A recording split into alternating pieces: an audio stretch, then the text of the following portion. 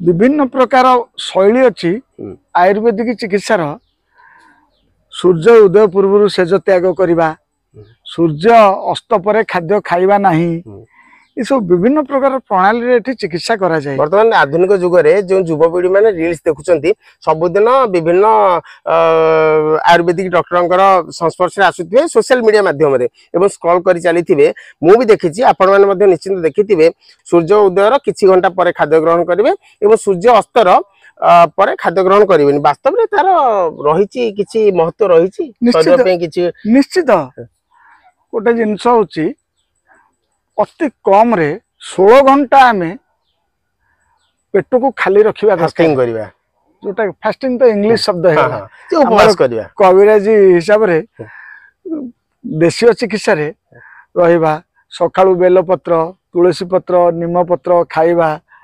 एवं खाद्य खाइबार सब बेले गोटे वर्तमान गोटे मारात्मक रोग समस्त कहउछन्ते डायबिटीज किंतु मु कहे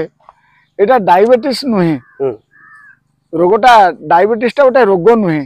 ये हूँ आम चलनी व्याघात जो ये रोगटा सृष्टि हुए कौन सी जिनस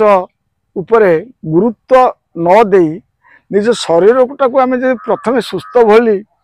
रखा सुस्थ रखा चिंता करवा ताहले डायबिटीज मोटे हम ना आम बापा किसी भी औषध तैयारी एबे भी करती पांजी देखी तिथि बेला नक्षत्र अनुसार औषध तैयारी करेंगे विभिन्न प्रकार चेरमूली जिनस आनी प्राय 5-7 जन लोक रखिंट बड़ बड़ जो लुहार हेमदस्तार कुटा कुटी ढिंकी रे आज दिन रे भी व्यवहार कर 4टा ढिंकी अच्छी बड़ बड़ हेमदस्ता अच्छी सब लोक आसबे कुटे करेंगे जो आपनकर चला टंगा ये सब चलेबे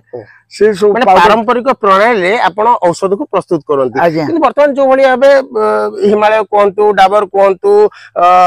वैद्यराज कहतु अनेक कंपनी जो मैंने चेरमूली की व्यवहार करके टैबलेट प्रस्तुत कर प्रस्तुत प्रणाली और आपण प्रस्तुत प्रणाली भितर किसी तारतम्य रही वैज्ञानिक पद्धति किंतु आमर तो वैज्ञानिक पद्धति नुह कि आमर कौन मेसीन नहीं जंत्रपति नहीं किसी नहीं एमती घरे तिथि नक्षत्र ये सब देखी बापा आमर